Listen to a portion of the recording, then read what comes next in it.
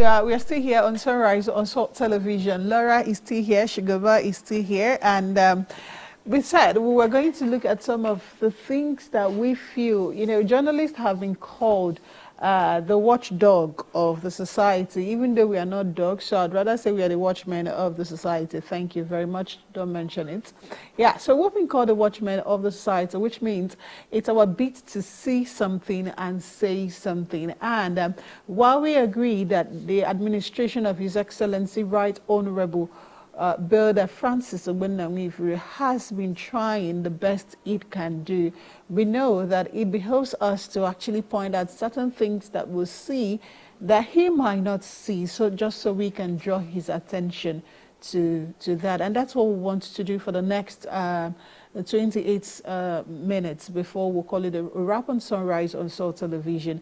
I've still got Laura right here in the studio with me, and Shugaba is also right here with me in the studio. So we are going to look at some of those issues. They are not all, and we ask that you feel free to drop us some other things that you have noticed on our social media handles so that we can also notice with you and share with you. You already know our social media handles. It's on Facebook at Ebonyi Broadcasting Corporation.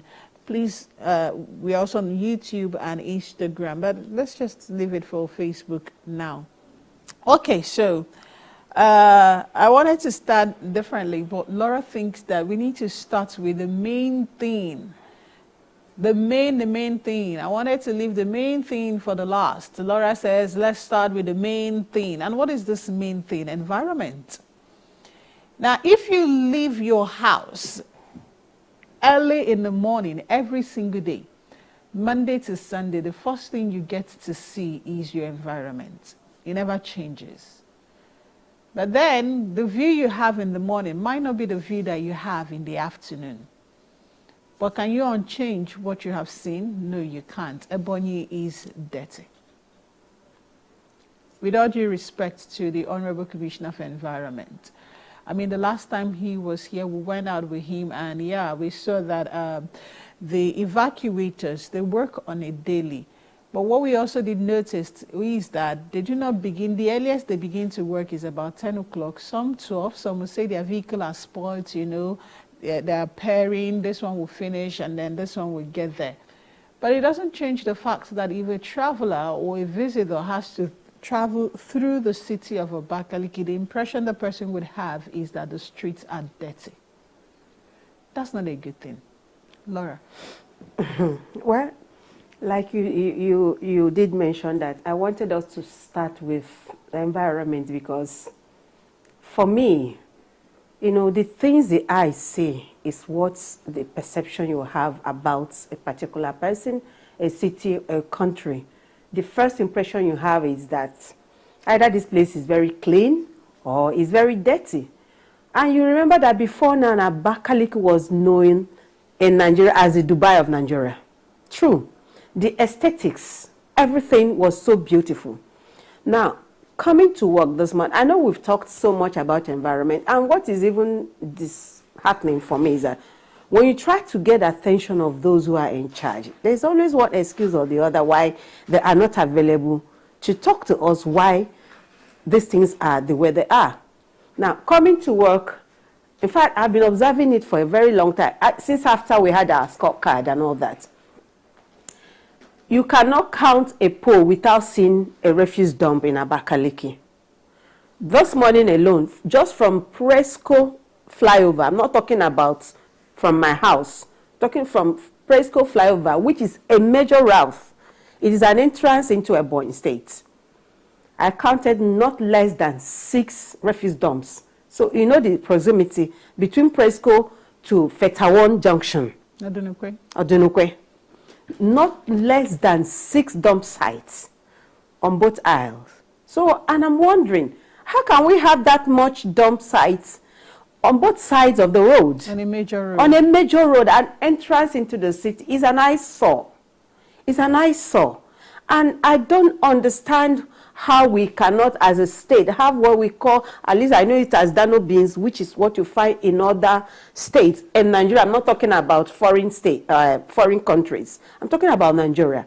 where people can just bring in their refuse and put it inside that Dano bin, and then it is lifted when it is time, without these things flying up and down. So for me, the issue of environment has become a recurrent decimal, that it appears that the Ministry of Environment is overwhelmed. And I don't know why they should be overwhelmed. If these things, like we heard earlier, that it's been contracted to individuals to evacuate, so what is the delay? Why is these things being delayed? If people are not obeying the times when they should be dumping their refuse, why are there no arrests? I thought they said they have a martial court now. Because by the time you arrest 1 or 2 persons and prosecute them, then others will learn, and you publicize this. So I don't know, it hurts me, because we're from the state, and it's enough when you go there, they say, Nwaba. And then you also enter your city and you don't feel comfortable. I mean, the first thing we should be is that we have a clean environment. So I think the Ministry of Environment should please wake up. Okay, so Shugaba, you were outside the States a couple of weeks back. Did you see something similar or different in, I know you went to the north. Tell us, is it the same here and there? Just in 1 minute, really. It's not similar thing. The north, they are pro in agriculture. And then they don't play with this compost manure. In fact, in the north, people come to buy dustbin from your house. So you see that they will come and even scrape it and pay you, because they are so much engulfed into agriculture. And that could be a contributing factor why most of the states in the north, it will be very difficult for you to cite any dustbin, because they quickly convert them to organic manure. To organic, immediately they convert them. They don't allow them to they struggle over it. So why? The case is different over there. I know they have a very large land mask for agricultural purpose. One thing I noticed while we were going, in fact, from Benue to you get to Gombe, there's no land that is lying fallow. They are all cultivated. And that therefore means there will be high demand for manure. Okay. In whatever form. I think that's what maybe the government needs to look into. Not just the government, private individuals. I think there's been a whole lot of over-reliance on fertilizers and shokoko.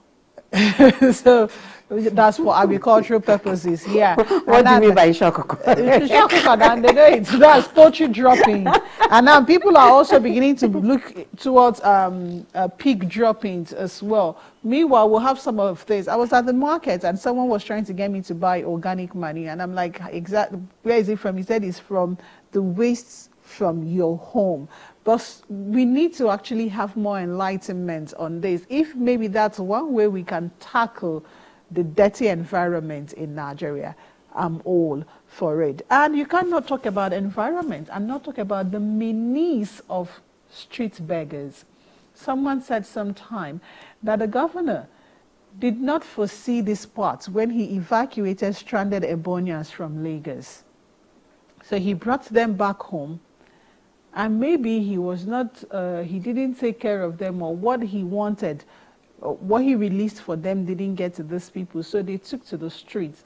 Remember, I said that was what someone said, right? Because there is nothing to say that all the street beggars that we see are actually those who were evacuated from Lagos. But, you know, I was fortunate to attend schools outside Ebonyi State. And it was in those cities, Anambra, Enugu State, Port Harcourt, that I saw people begging as streets. Not anymore. For every traffic light you stop at, you are inundated by family beggars. I said family beggars because you will see the papa. The mama go here hold in hand. Then the pikin go hold in hand. And then you are blessed to give to the father. The pikin will stay back brother, help me now. Brother, and you're wondering, I thought you people came as a family. So why are you still staying back, begging? And it's most painful when you now see all these other children form cliques. So they just decide to do like they do, they see, they do like, I don't know if some of them see really. And they are begging. And I'm wondering, what is, I see no agency, the Ministry of Women Affairs, the SA on Environment, what are they doing? Under the flyovers, you're seeing beggars. Spera and Do, you're seeing beggars. Government House, there are beggars. Presco, there are beggars. Really? When did we get this low? Because I think it's a low for Ebonyi State. It's a very big low and a thumbs down, really. I think it's disgraceful. It is disgraceful because it's even worse when you go towards St. Teresa. That place is... No, that one is a colony on its own. Is a colony that we are coming to. On its own. I mean, that area is... I don't know the word to describe it. But I think the Ministry of Women Affairs, honestly, I don't know what they are doing. I don't know, because there are so many social issues that is attached to that ministry that we are not seeing anything being done. Nothing, absolutely nothing is being done. Every day you come out and you see is either there are dead bodies that are not evacuated early, or you find these women, young girls, adolescents, out of school, who are there begging, and you are wondering, all the beautiful pet projects that Her Excellency is doing, does it not capture this set of people? Why is it that things are not being done to, arrest this menace of street begging in Ebonyi State? Those are things that used to be alien to the southeast. It used to be an alien thing. I mean, it's only when you travel to certain parts of the country that you find street beggars. But these days, just like you said, family, what about those that carry twins? And they are there on the streets, begging. And when you give her today, tomorrow you see her on the other lane. You understand? So I think it's about time that the government does something to clean up our streets. It's becoming something that is not good. It's not good, really. Amaka, it's not good. I'm passionate about something like this. It's horrible. Shugaba, I heard that to actually be permitted to beg on in front of St. Teresa, I mean, I'm saying it now, to actually sit there to beg, you have to register. It has become a union. Are you for real? Yes, you have to register to actually have a chairman. In fact, sometimes when you go there to do, to give arms, yes, you see someone come out and say, I'm the chairman. What do you want to do? Oh, yes, and that's why every single time you go there, you find out that there is an exponential increase in the numbers of people who were there every day. Before it was just, you come out from that junction, there's just more than, but now they're beginning to extend. The line is extending. And what is even more worrisome is that that's where they sleep, that's where they make babies. If you have opportunity to pass through Nkwogu Street at night, at about 10, between 9:30 to 11, you would see what you wish you never saw. Because those ones, all those shops, they're not just homes, they've been turned to chalets. And the little kids are there, observing and seeing what is happening. Sugar, but really, do you think it's something that the government should look into, or is this us being wicked, asking government to at least look into the plight of those people and find them better things to do? Actually, you see, some of these people are not they are not destitute per se. Some of them have turned this begging thing to a vocation. Some of them have turned it to profession. They will tell you that there is no any other thing they can do except to beg. That is where they believe they can earn a lot of money. If you check very well, some of these people pretend to be disabled, most of them. There was a time government tried to go after them, only to find out that some of them you think that are disabled are not disabled, but are pretending to be so. And in such cases, we could also say that they are defrauding the public. Certainly. For that reason, government need to, look into it, and then know what to do to those ones that are not actually destitute, those who have turned begging to a profession or vocation. Something need to be done about it. Then those who are actually truly homeless, we need to find out what actually led to the condition, and then find a way to see how to ameliorate their situation, and then give them proper orientation, and then empowerment, just like our governor is doing, so that they will not go back to the street. But most of them are not true destitutes. Yeah, I've heard that one of them there has a keke, like a number of keke where he gives people and they return. One of them said, someone pointed to one of them and said, this one a landlord. I mean, he has a house in Abakaliki where people pay rent. These are some, because sometimes, to actually get to know about the people on the street, you need to interact with people on the street. So I'm also thinking the Ministry of Education would also need to look into, we are saying that every child has a right to education.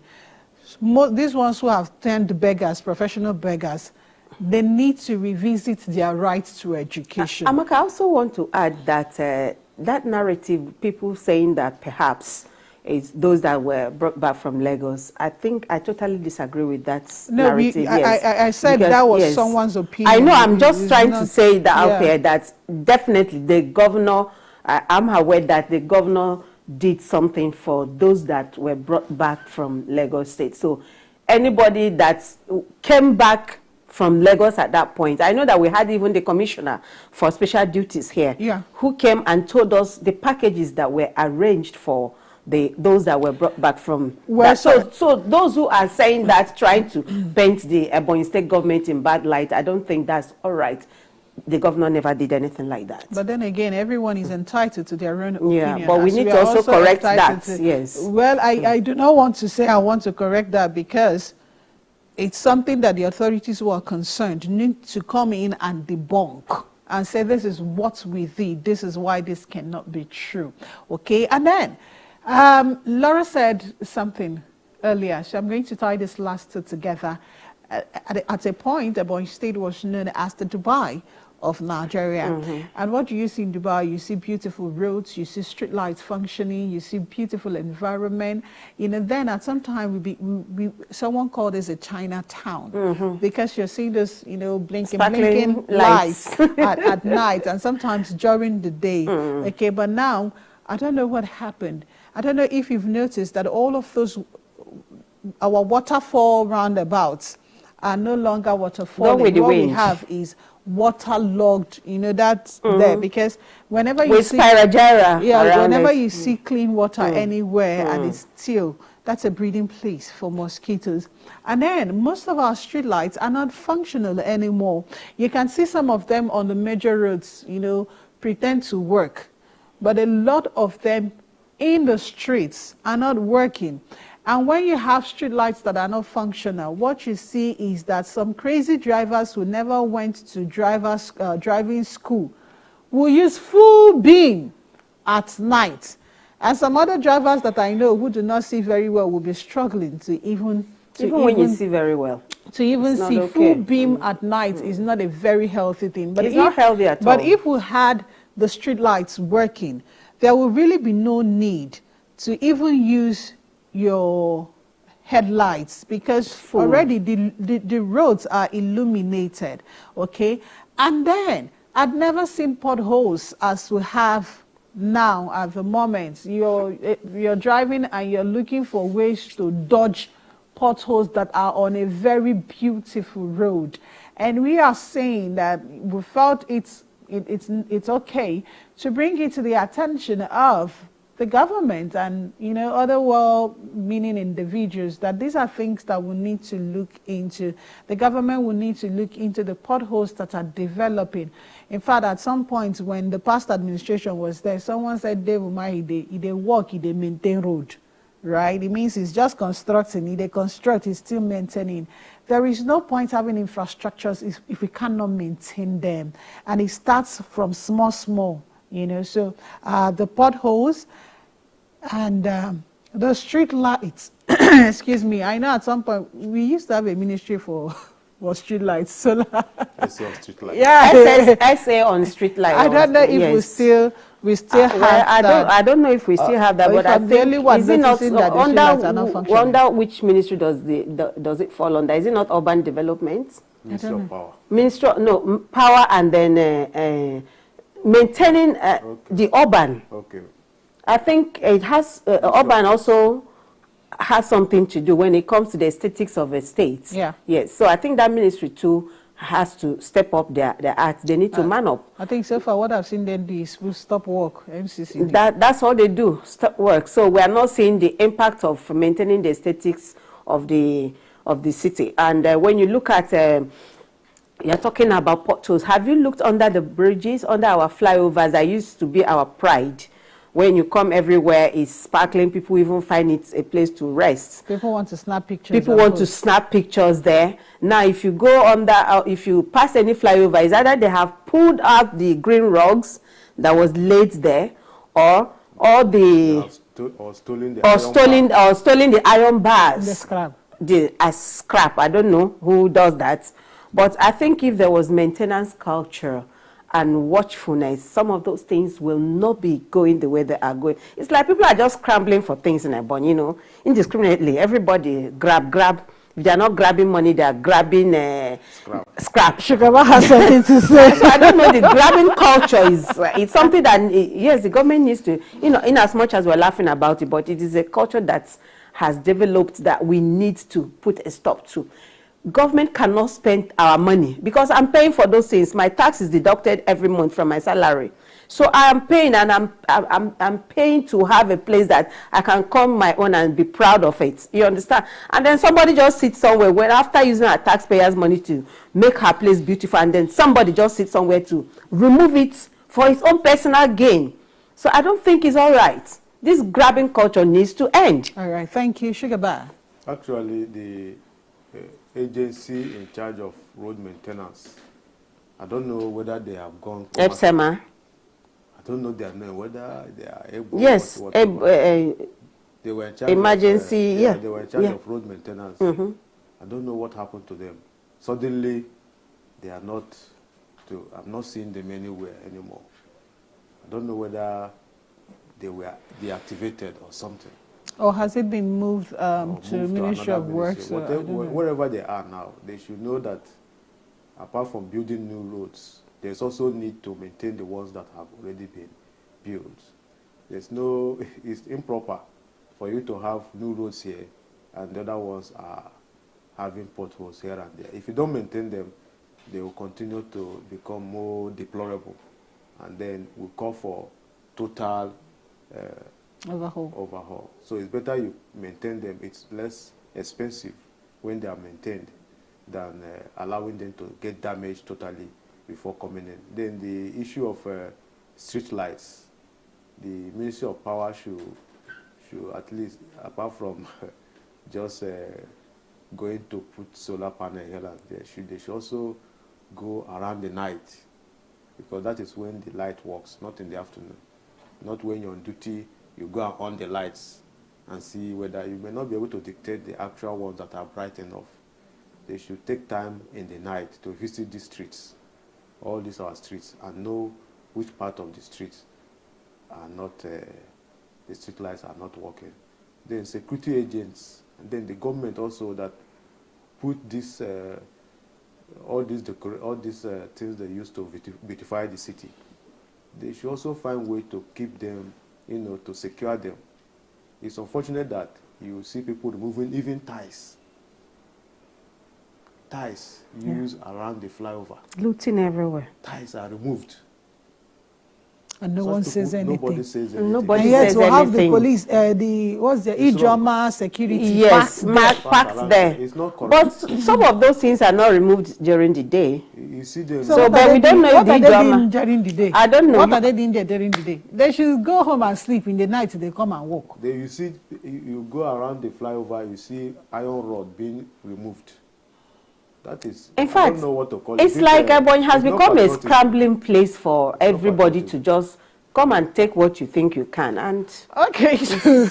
Anybody doing that should be arrested And prosecuted. Yes. And made a public example of. Okay, so that's where we are leaving it for today. And we can't say it enough. Abakaliki's aesthetics needs to be looked into. International market access, the backside, lots of work. Those big drainages. the stench there, Amaka, Grass is don't something grow, else. come out. The grasses from the drainage, they are taller than me when I walk past, right? And then that vehicle will come and put motor there and come and evacuate small, because by that small, the motor don't full. They'll come back like second time, motor don't full, and the heaps are still there. Even some of the entrance roads to the small ones, they are terrible. Something needs to be done. And do your own part. When you're Ebonyi, do your own part. Do not litter your environment. Do what you can. Government will not do everything for us.